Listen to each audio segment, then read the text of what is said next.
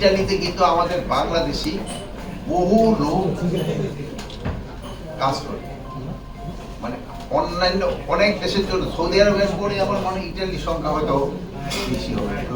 Arabian country পরে European কান্ট্রির ভিতরে ইটালি সবচেয়ে। এখানে এই আমরা আজকে আলাপ করেছি আমাদের ভিতরে একটা কোঅপারেশন, আমাদের একটা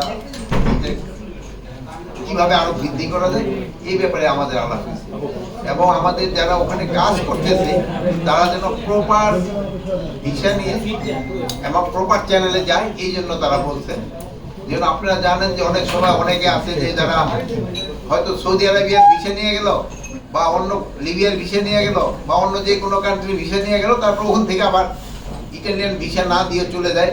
এটা যেন না করে, এটা যেন বলছে ওনারা প্রপার বাংলাদেশ থেকে যেন ভিসা নিয়ে যায়, এবং ওনারা আমাদের দেশ থেকে আরো বেশি লোক নিতে আগ্রহী। যেহেতু বলছেন যে বাংলাদেশি লোকরা ওখানে খুব ভালো কাজ করেন এবং তারা খুব হার্ড ওয়ার্কিং, এবং তারাও ইটালিয়ান ইকোনমিতে একটা বড় ধরনের কন্ট্রিবিউট করে যাচ্ছে। এটি ছিল আমাদের আজকে আলোচনার বিষয়। আমরা অ্যাকচুয়াল ফিগারটা তো আমি বলতে পারবো না, প্রায় আমরা প্রায় 1 লাখের মতো নাকি আমাদের শ্রমিক ওখানে, মানে আমাদের বাংলাদেশিরা ওখানে কাজ করে।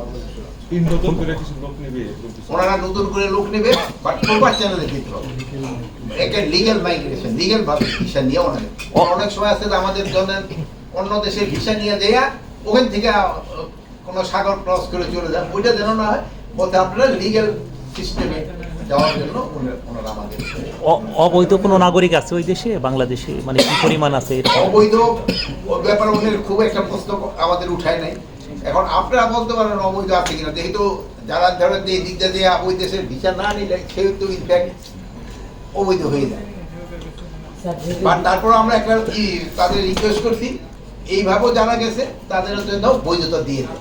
আমাদের তো একটা সমঝোতা চুক্তি তো এর আগেও একটা আছে, মানে ওইটার আরো স্ট্রেংথেনিং করা হতে পারে, মানে বাট এই হয় না এখন।